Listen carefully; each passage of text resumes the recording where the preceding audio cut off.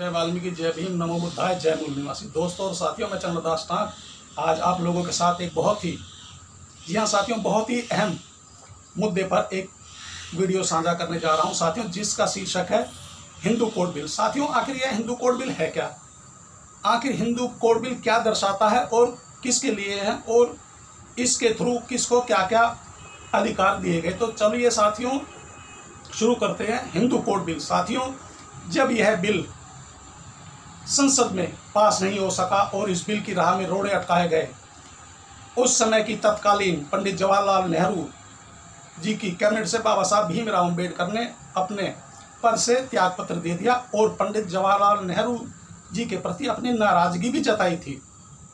जी हाँ साथियों, उसके बाद यह बिल 4 हिस्सों में विभाजित होकर पास भी हो गया था। आज भी कुछ रूढ़िवादी सोच और विचारों के ऊंची जाति के लोग ऊंची सोच के साथ इस ऊंची जाति से जोड़ देते हैं। अगर स्वर्ण महिलाएं भी इस नैरेटिव से अनजान हैं या इस नैरेटिव में विश्वास रखती हैं, तो वे इतिहास के साथ अन्याय कर रही हैं। साथियों, वे यह भूल जाती हैं कि जब ऊंची जाति के मर्द महिलाओं को पीछे छोड़कर मर्दवादी समाज को आगे ले जाना चाहते थे, तब एक दलित युवक जो बाबा साहब भीमराव अम्बेडकर थे, वह खुद उनके और अधिकारों के बीच पुल बनकर लेट गए थे। साथियों, बाबा साहब हम दलितों के तो नायक थे ही, साथ ही वह पूरे समाज के भी नायक थे और महिलाओं के तो खास नायक रहे।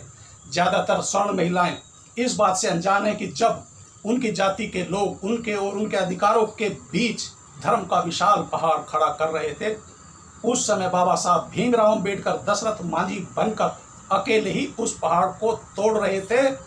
जी हाँ साथियों, उस समय न्याय और बराबरी उनका छेनी और हथौड़ा थे। साथियों, सन 1951 में जब बाबा साहब भीमराव अम्बेडकर ने यह हिंदू कोड बिल संसद में पेश किया, इस बिल के अनुसार पुरुषों को एक से ज़्यादा शादी करने का अधिकार पे भी प्रतिबंध लगाया गया और महिलाओं को तलाक लेने का अधिकार दिया गया। और साथियों, महिलाओं को पिता की संपत्ति में लड़कों के बराबर अधिकार भी दिया गया। साथियों, यह है हिंदू कोड बिल।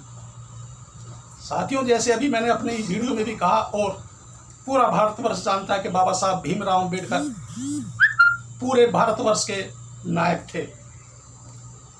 बाबा साहब भीमराव अम्बेडकर ने सभी जाति सभी धर्म के लिए कार्य किया है, इसीलिए आज हमारा भारतवर्ष धर्मनिरपेक्ष देश कहा जाता है, जिसमें सभी जाति धर्मों के लिए समान अधिकार दिए गए हैं।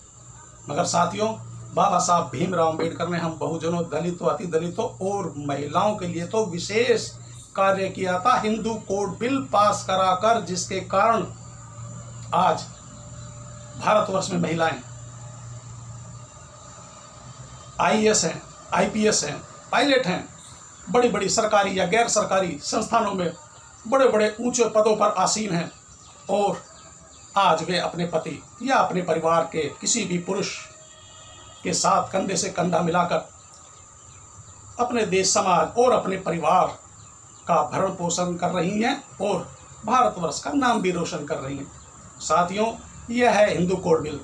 साथियों, अब मैं आप लोगों से एक अपील करूंगा कि आप लोग मेरे इस वीडियो को बहुजनों में, दलितों में, या आप जिन भी फेसबुक पर, व्हाट्सएप पर या जिन भी अन्य ग्रुप सामाजिक संस्थानों में ज्वाइंट हैं, आप मेरे इस वीडियो को उन सभी के साथ साझा करें और उन सभी से अपील करें कि वे भी मेरा यह यूट्यूब अम्बेडकर डायलॉग चैनल्स को सब्सक्राइब करें, लाइक करें। और साथियों, एक विशेष बात, आप लोग अपना कमेंट्स जरूर करें। साथियों, कमेंट्स जो भी हो, जैसा भी हो, यदि सही है तो सही और कहीं उससे चूक हो जाती है, कहीं गलती होती है, तो आप उसे भी बताएं, उसे अवश्य बताएं। साथियों, उससे मेरा मार्गदर्शन होगा और मैं आप लोगों को बाबा साहब भीमराव अम्बेडकर और हम बहुजनों और दलितों और भारतवर्ष के गौरवशाली इतिहास की वीडियोस आप लोगों के साथ साझा कर सकूंगा। तो साथियों, एक बार पुनः जय वाल्मीकि, जय भीम, नमो बुद्धाय, जय मूल निवासी।